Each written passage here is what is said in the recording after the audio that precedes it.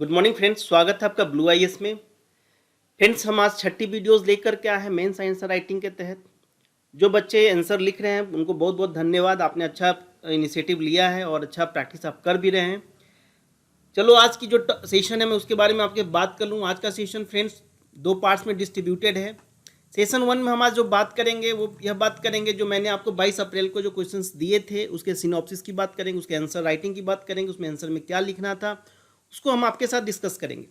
और साथ में सेकेंड सेशन जो इसी वीडियोस में होगा उसमें हम क्या करेंगे कि जो अगली जो हमारी टॉपिक है, जो आज की टॉपिक है आपकी 24 अप्रैल 2020 की जो टॉपिक है फ्रेंड्स, वो है किसान के आंदोलन एवं विद्रोह।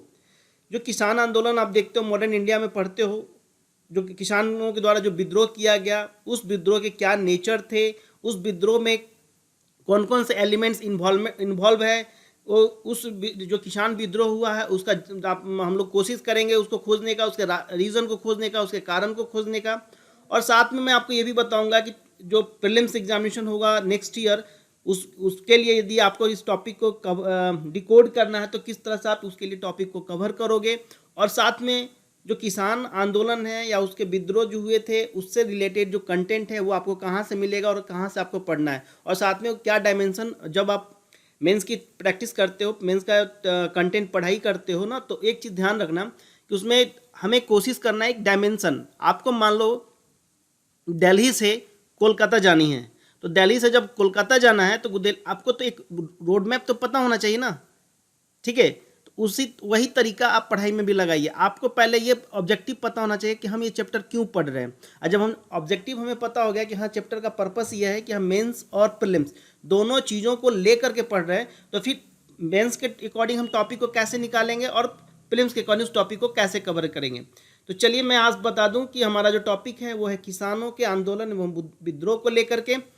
एक चीज़ ध्यान में रखना, हमने जो आपको क्वेश्चन दिया था 22 अप्रैल को, जो टॉपिक था हमारा जवारों की जनता के जो विद्रोह थे, उसके दो क्वेश्चंस हमने आपको दिए थे। एक क्वेश्चन दिया था हमने कि भारत के स्वतंत्रता पूर्व के दशक में जो देसी रियासतें थी उनके जो प्रजामंडल आंदोलन हुए थे ना, उसके क्या महत्व हैं, इसको आपको लिखने थे 250 शब्द में। सेकेंड पॉइंट याद ध्यान रखने वाली यह है कि सेकेंड क्वेश्चन था कि बटलर समिति, जो बटलर कमीशन बनी थी, उसने रिपोर्ट दी थी और उस रिपोर्ट में क्या था और उस रिपोर्ट को लेकर के भारत में क्या प्रतिक्रिया हुई, ये भी आपको लिखना था। ये दो क्वेश्चंस हमने 22 अप्रैल को दिया था। अब आज बात करेंगे हम इस क्वेश्चंस के आंसर को। देखो ध्यान में रखना कि पहली क्वेश्चन जो है आपका ये यूपीएससी का क्वेश्चन है फ्रेंड।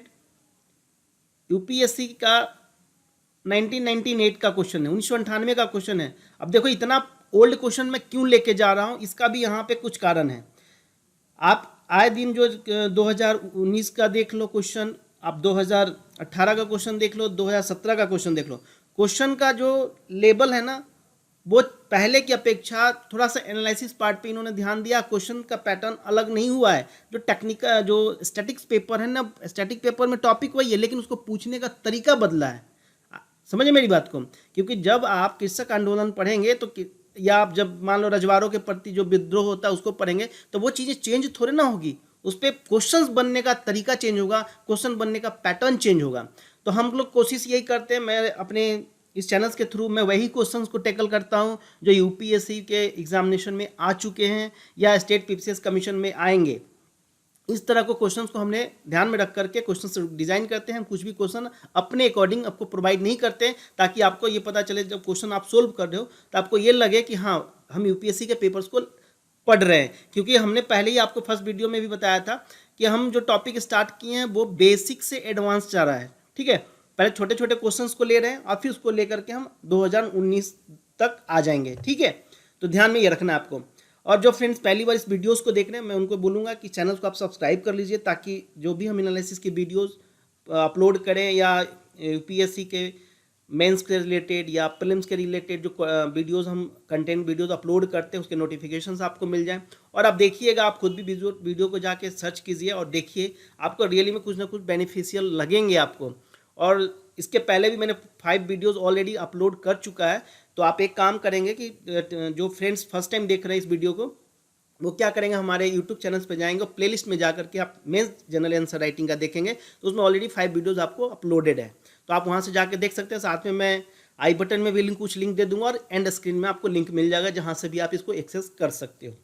ठीक है फ्रेंड्स, तो चलिए पहला क्वेश्चन हम देखते हैं। पहला क्वेश्चन था कि स्वतंत्रता पूर्व के दशक में देशी रियासतों के जो प्रजामंडल आंदोलन हुए थे उसके महत्व की हमें चर्चा करनी थी।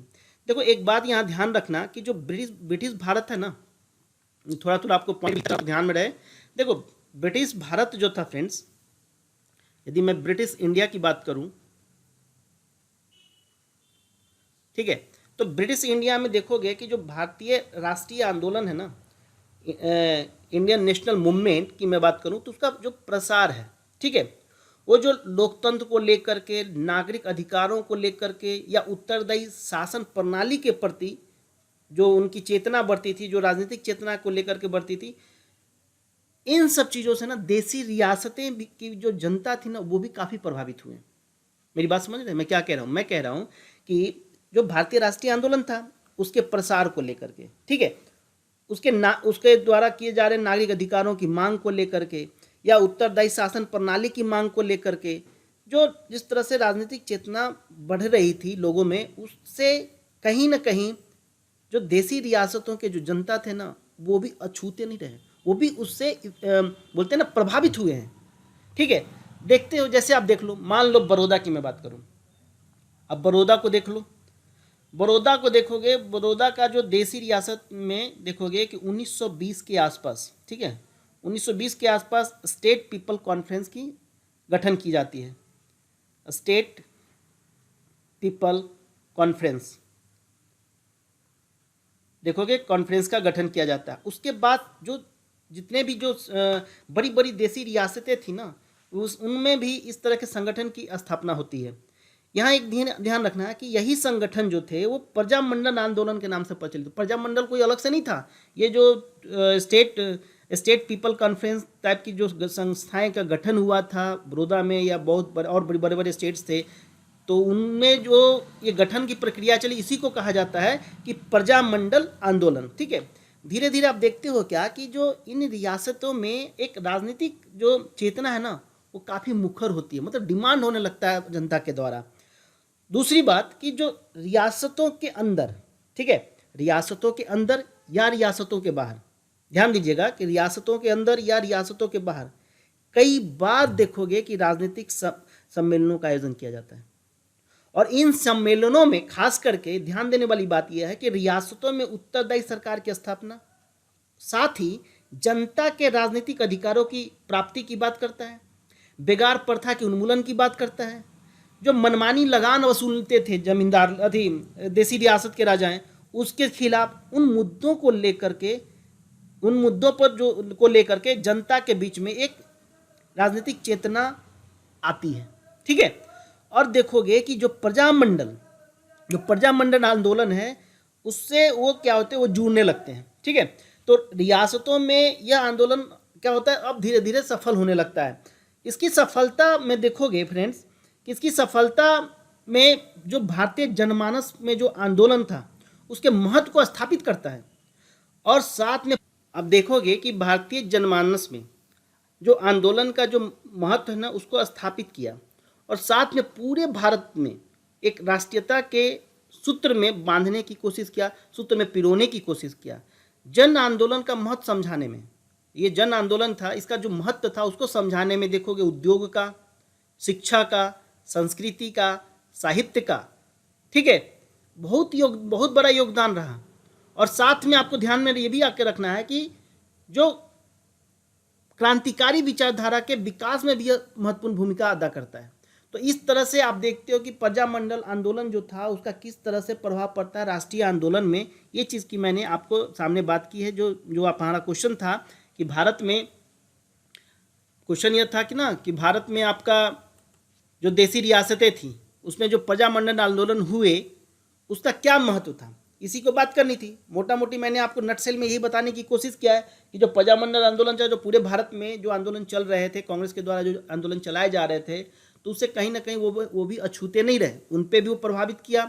और साथ में जो रियासतों में देखते हो आप कि बेगारी प्रथा होती थी, मनमाने रूप से लोग लगान वसूलने लगते थे।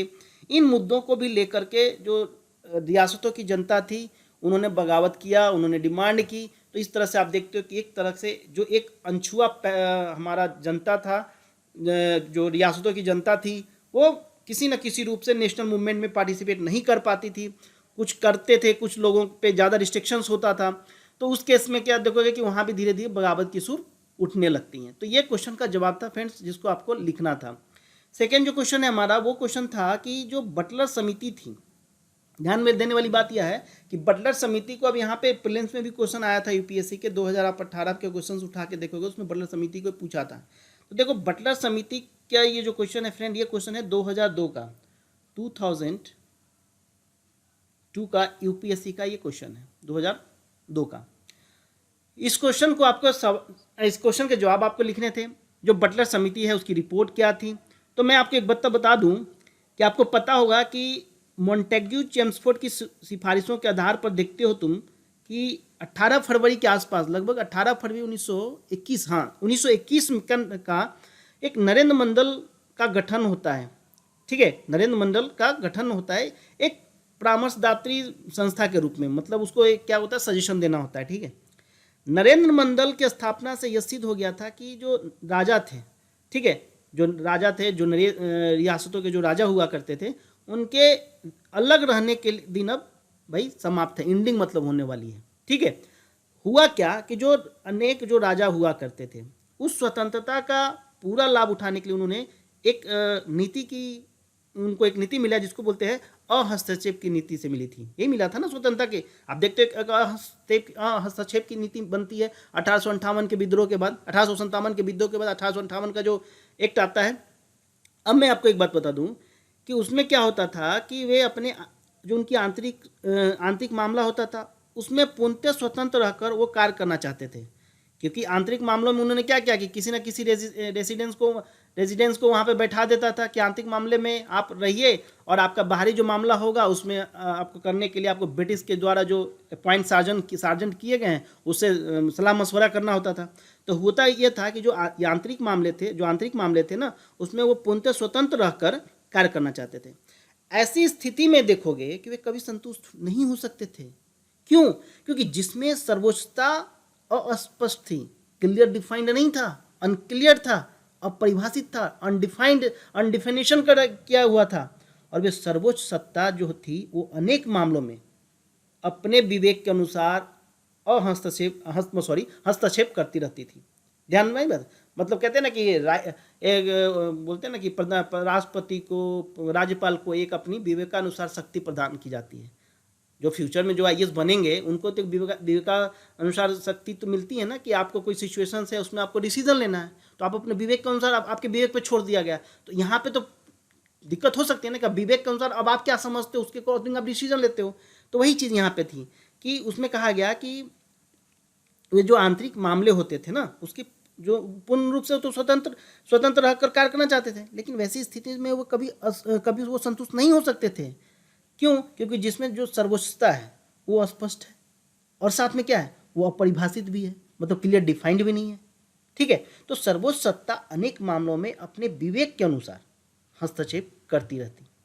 इसीलिए देखोगे कि 1927 के 1927 में ब्रिटिश सरकार और जो भारतीय राज्य थे ना, जो भारतीय रियासत थे, भारतीय राज्यों के बीच एक संबंधों का निर्धारण करने के लिए, उनके बीच कैसा रिलेशनशिप होगा ना, उस रिलेशनशिप को निर्धारण करने के लिए, उस रिलेशनशिप को क्रिएट करने के लिए एक बटलर समिति की गठन होता है।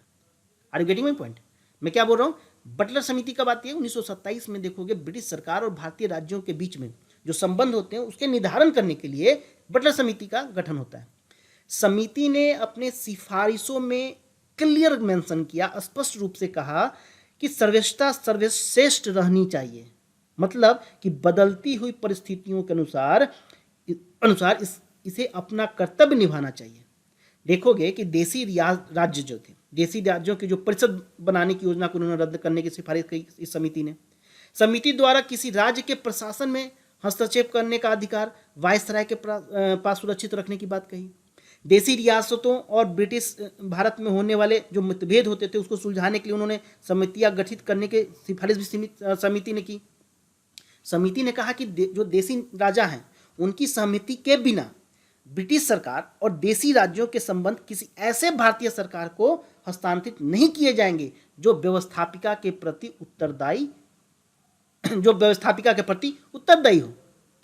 इस सर्वोच्चता की इस तरह से कई तरह की व्याख्याओं में से देखोगे कि जो राजा थे उनको मतलब काफ़ी निराशा होती है उन्हें, और जो राजा होते थे वो राजाओं ने ऐसी सर्वोच्चता को सख्ती से बचने के लिए एक अखिल भारतीय संघ बनाने का प्रस्ताव रखा।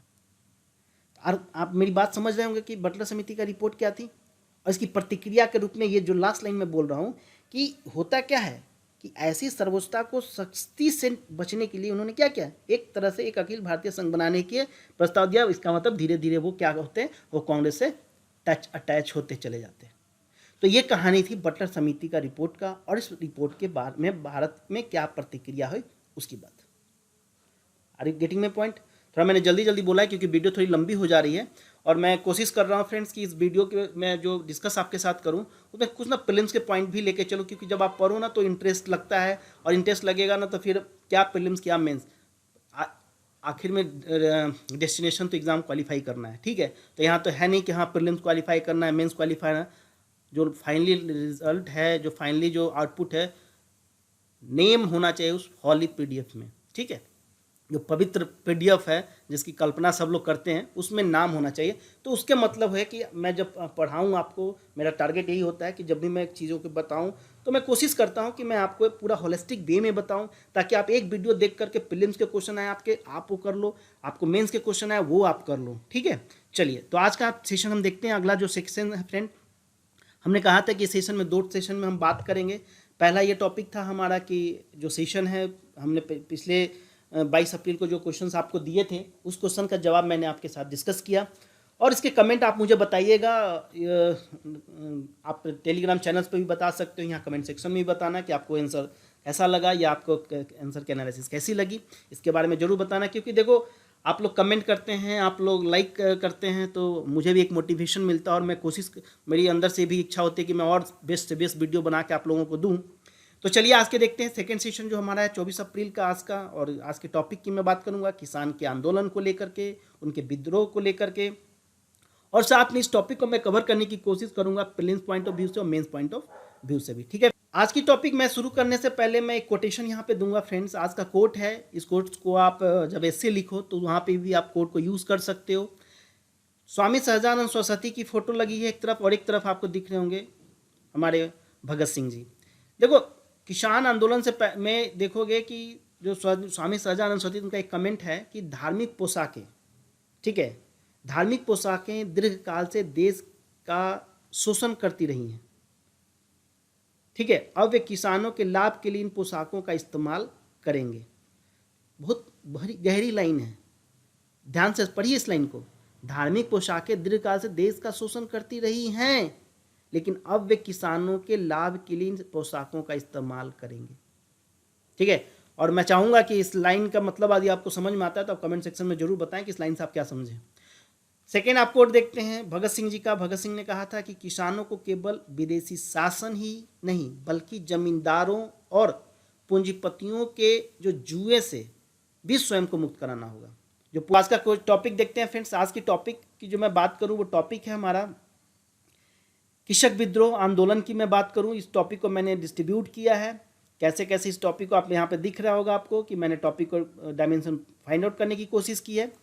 ठीक है, और उसके बाद मैंने आपके लिए आज का क्वेश्चन भी डिसाइड किया है, उस क्वेश्चन का आपको जवाब भी देने हैं। तो चलिए मैं आपको थोड़ा सा कहानी बताता हूँ क्या है कृषक विद्रोह, उसके आंदोलन, उसके नट सेल में क्या इंपॉर्टेंट पॉइंट है जो आपके एग्जामिनेशन के लिए इंपॉर्टेंट है। देखो फ्रेंड्स, ब्रिटिश औपनिवेशिक जो अर्थव्यवस्था है ना, ब्रिटिश औपनिवेशिक अर्थव्यवस्था में सबसे ज़्यादा शोषण किसका होता है? सोचने वाली बात है, सोचो थोड़ा, किसकी होती है?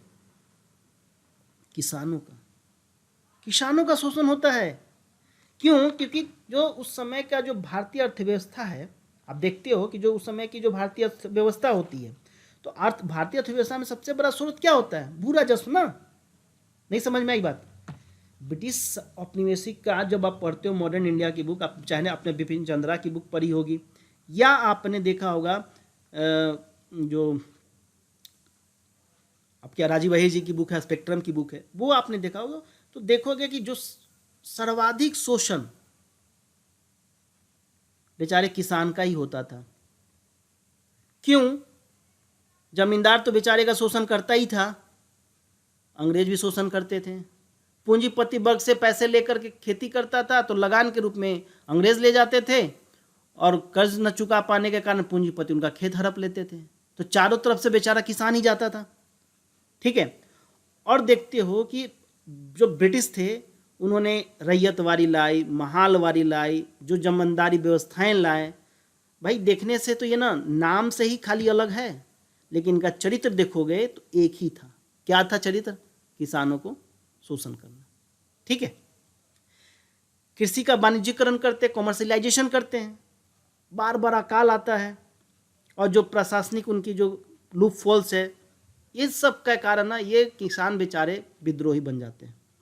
और इसी क्रम में आप देखते हो कि बहुत सारे विद्रोह, जैसे आप देखोगे सन्यासी विद्रोह, नील विद्रोह, दक्कन का कृषक विद्रोह देखोगे, पावना विद्रोह देखोगे, पागलपंथी विद्रोह देखोगे। तो इस तरह से बहुत सारे एक लाइन से सीक्वेंस में बहुत सारे विद्रोह आपको किसान विद्रोह दिखने के लिए मिल जाता है। तो हमने आपके लिए बहुत आपके आसानी होगा आपको पढ़ने के लिए मैंने इस टॉपिक को कैटेगराइज कर दिया है, डायमेंशन निकाल दिए। सबसे पहले देख लेना भूमिका, भूमिका में क्या लिखना है वो देखना है। दूसरा किसान सभा का गठन को देख लेना। उसके बाद 1857 के जो बीच हुए किसान जो आंदोलन थे उस आंदोलन को देखना। और फिर जो अखिल भारतीय किसान कांग्रेस सभा बनती है और किसान की जो उपलब्धियां हैं। एक चीज़ मैं और यहाँ पे बता देना चाह रहा हूँ आपको। देखिए, जब आप देखोगे कि किसान जो भारतीय कृषि थी ना, उसकी जब सबसे पुअरेस्ट परफॉर्मेंस के कुछ कारण हैं। उन कारणों में तुम देखोगे सबसे पहला आप देखेंगे कि उपनिवेशवादी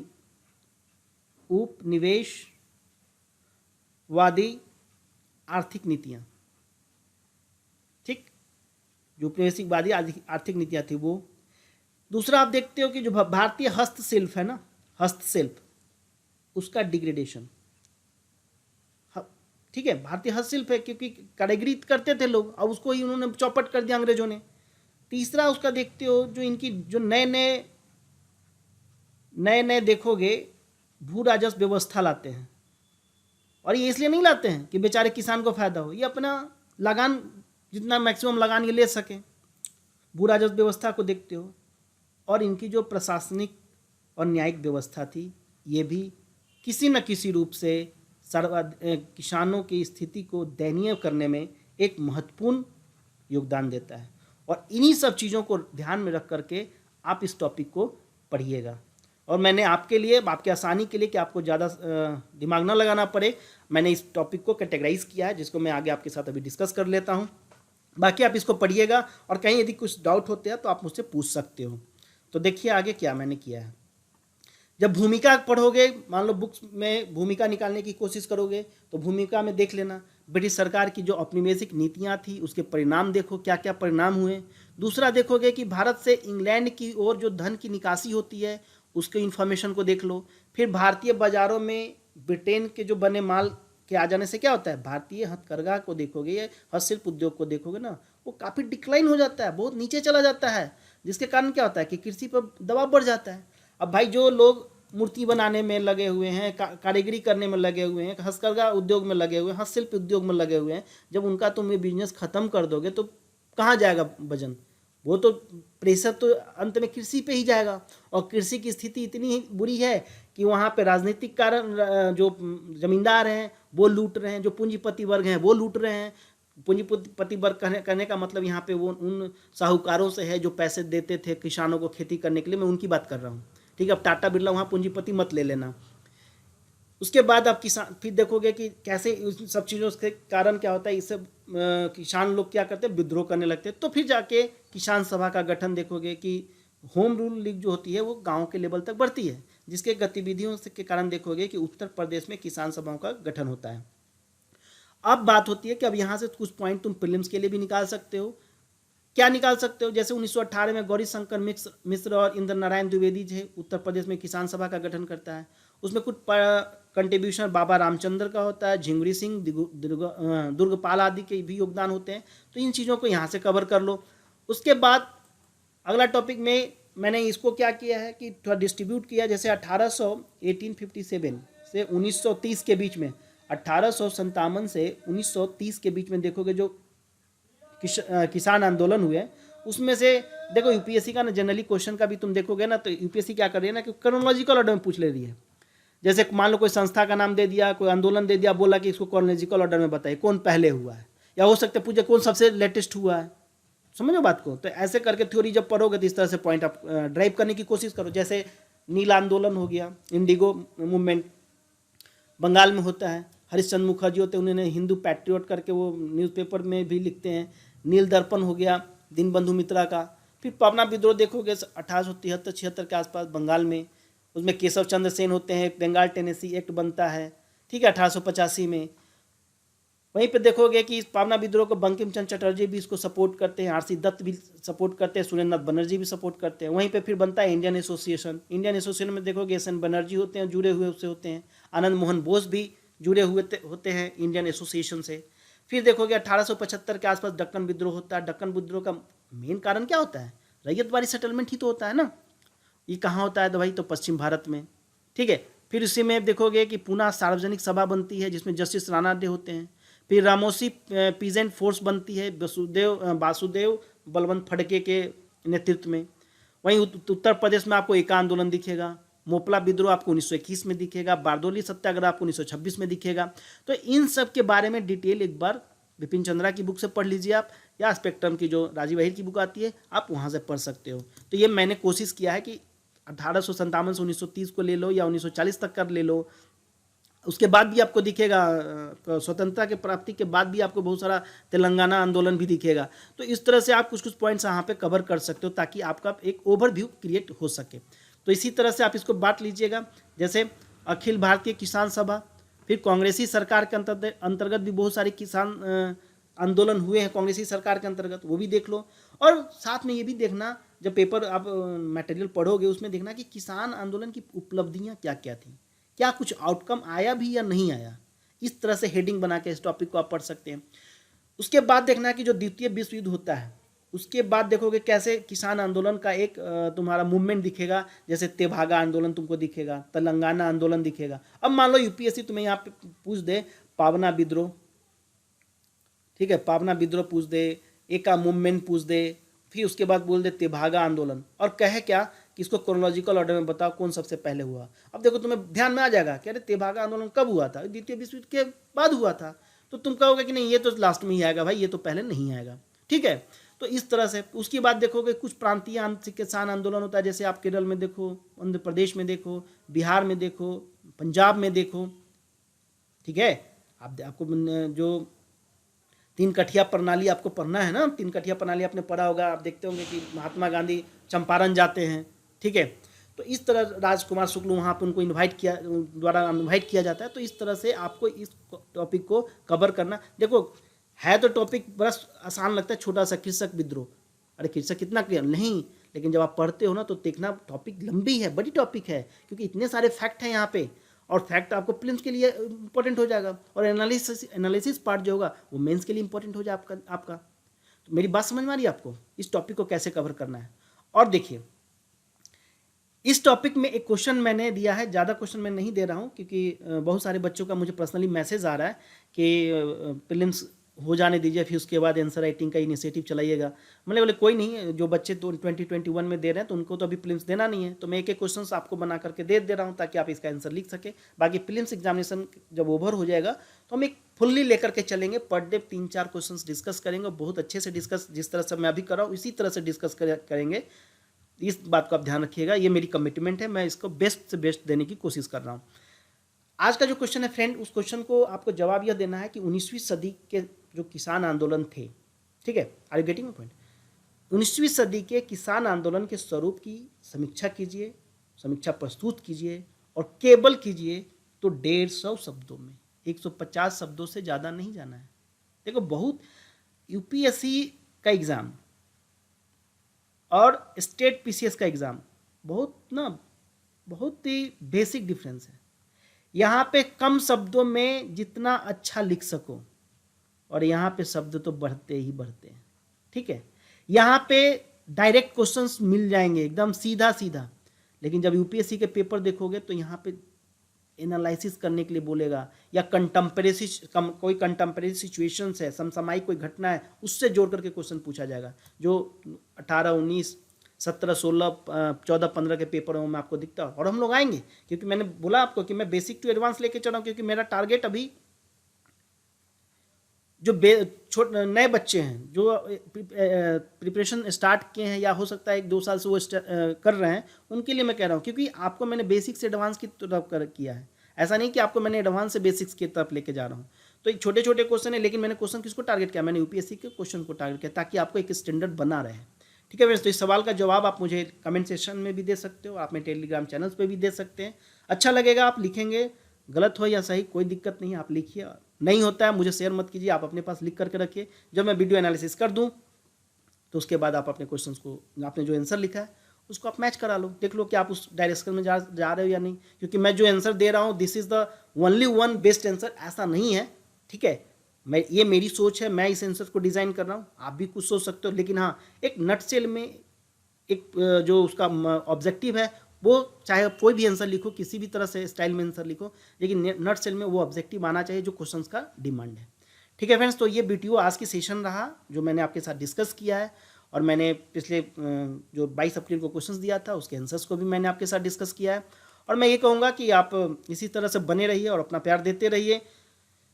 वीडियो को लाइक एंड सब्सक्राइब जरूर करो, जो नए बच्चे हैं वो तो जरूर करें सब्सक्राइब, और अपने दोस्तों के बीच में भी शेयर करो। हाँ, मैं एक बात और कहना चाहूँगा फ्रेंड्स, कि हो सकता है कि मैं मान लो यहाँ पे कोई क्वेश्चंस दे रहा हूँ, आप उसको लिखने में बेहिचक हो रही है, मतलब नहीं लिख पा रहे हो, स्टार्ट नहीं कर पा रहे हो, ऐसे बहुत सारे बच्चे होंगे।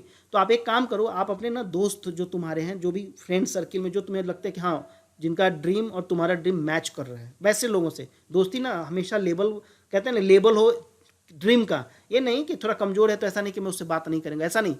कहने का मतलब ये होगा कि आपके फ्रेंड सर्किल में जो आपकी तरह सोच थोड़ा बहुत रखते हो, क्योंकि उनको भी पता है कि मुझे भी पढ़ाई करना है, आपको भी पढ़ाई करना है, तो ऐसे लोगों के बीच में ग्रुप बना लिए 2-3 बच्चों का, वीडियो उनको शेयर कर दीजिए। और आप लोग ना खुद से आंसर लिखो, एक दूसरे फ्रेंड का ही आंसर लिखो और एक दूसरे का आंसर चेक करो, और उसके बाद जब हम वीडियो का एनालिसिस अपलोड कर दें तो उसके बाद क्या करना कि उस आंसर को आप मैच करा लेना, तो आपको एक ओवरव्यू भी मिल जाएगा, 3-4 दोस्तों के बीच में वो पढ़ने के लिए भी आपको एक मोटिवेशन भी मिल जाएगा, और साथ में आपको एक रास्ता भी दिखेगा कि हाँ मुझे ये टॉपिक कवर करनी है। तो फ्रेंड्स, लास्टली मैं ये कहूँगा, you all guys are awesome, आपने बहुत अच्छा काम कर रहे हो, अच्छा कमेंट आ रहे हैं, लाइक एंड सब्सक्राइब भी आप कर रहे हैं, और मैं ये कहूँगा कि लगे रहिए, मेहनत कीजिए, सफलता एक दिन आपकी कदम चूमेगी। और फाइनली ये कहूँगा फ्रेंड्स, थैंक्स फॉर वॉचिंग।